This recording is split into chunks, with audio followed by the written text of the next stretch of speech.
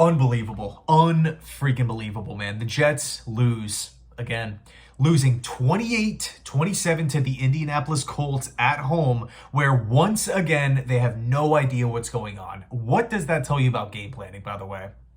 Start off the game 3 and out, next drive 3 and out, next drive 3 and out. Just disorganized. It's a complete mess. Confusion here, confusion there, dysfunction. No one knows what the heck is going on. Yes, the Jets picked it up in the second half, but you really just felt as though the game plan was, okay, let's just figure out ways to get Breece Hall the football and then hit Davante Adams as a security blanket. That's it. Millions upon millions upon millions of dollars invested into this roster. First round pick after first round pick after first round pick after first round pick invested into this roster. Stars loaded everywhere. 3-8. 3-8. If the season were to end today, where would the Jets be picking? Like top 7-ish? Obviously, depending on how the other, the rest of the slate goes. But the Jets continue to be the laughingstock of football. I cannot wait until this season is over. The 2025 offseason, thinking about all the change, it fires me up, right? It really does. Thinking about the conversations that, Jets fans are going to be having, new general manager talk, new head coaching talk, coaching staff construction talk. That stuff's going to be so much fun to dive into. Free agency, draft, mock drafts. I cannot wait. This season, though, regular season, like the 2020, this is just like a never-ending nightmare. What can go wrong will go wrong. Missed tackles, still an issue. How do we do on third downs? Absolutely atrocious. I will say, Anders Carlson looked pretty damn good. He was 3 for 3 with extra points and 2 for 2 for field goals. I mean, one of which was a 58-yarder. What happens if Carlson was here for the beginning, right? Maybe the record would look a little bit differently.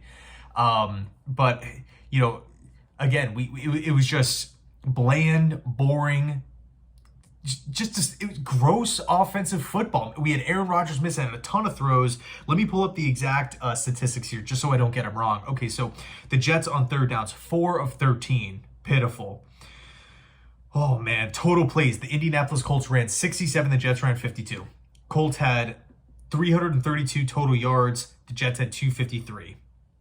In the same amount of drives, by the way. So just, talk about just efficiency ratings. Indianapolis just completely destroying the Jets in that category. The Colts had their quarterback sacked less. Here's an interesting stat. The Jets were only penalized 2 times, and yet we still found a way to lose. That was actually one of the big. I actually believe that the Jets were going to win this game in the end.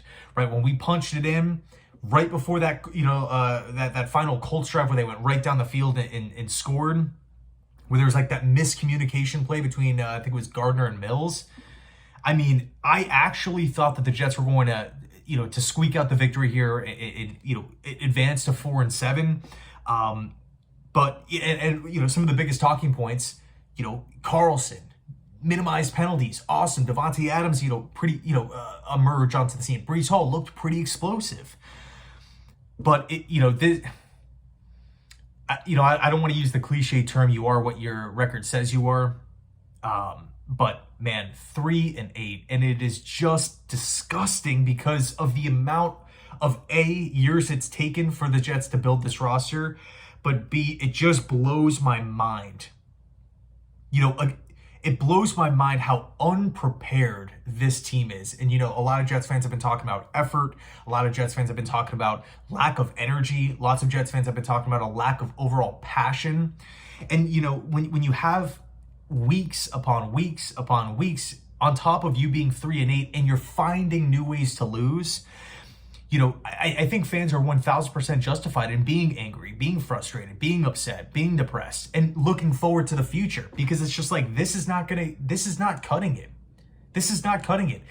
Internally, the Jets believe that they were actually a Super Bowl contender this season. We're like the furthest thing from it. And, we've had, some injuries along the way, but man, oh man, if you want to talk about just dysfunction, I mean, the Saleh firing has completely turn this team.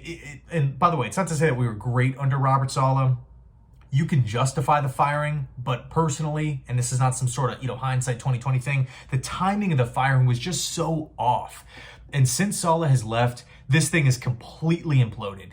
I mean, it is just, again, a dysfunctional mess. And it's gotten to the point where, like, if I wear this out, if I wear Jets merch out, people are going to crack a joke or look at me and ask me, like, dude, what the hell's going on with Rodgers? What are you guys doing? How are you guys finding new ways to lose every single week? How does it feel being 3-8? It's gotten to that point. It's gotten to that point, and it sucks. Because we're not a young rebuilding team. We're not in year one or year two of the rebuild, or we're like this young up-and-coming team that, you know, battles every single week. You know, there's some young teams in football that, hey, they're not getting a lot of wins. The record isn't great, but you know what? They're fighting, they're competing, and they're, I mean, in some cases exceeding expectations, but for the most part, they just live up to expectations, right? They're kind of meeting the perception of the team. The Jets are just miles away from where this team should be. Again, based off of the names that this team has, based off of the cap situation, based off of the acquisitions that this team has made, and really based on how long these guys have been here for. Now, Jeff Ulbrich he's doing his best, but it's just clear, you know, he's not going to be the head coach of this team moving forward. But, you know, we could talk about Joe Douglas, you know, hired back in 2019. I mean, it is just years in the making for a 3-8 team. We can all talk about the career record of JD. We can all talk about, oh man, not finishing a season at 500. I mean, the Jets seriously have to, let's see, 3-8. So if they win out, we're going to finish with one. Think about that. It's not even Thanksgiving yet. The Jets have got to win out for the month of November. We got to win through Christmas, through New Year's. And we can get one game to get one game above 500. I mean, it's laughable.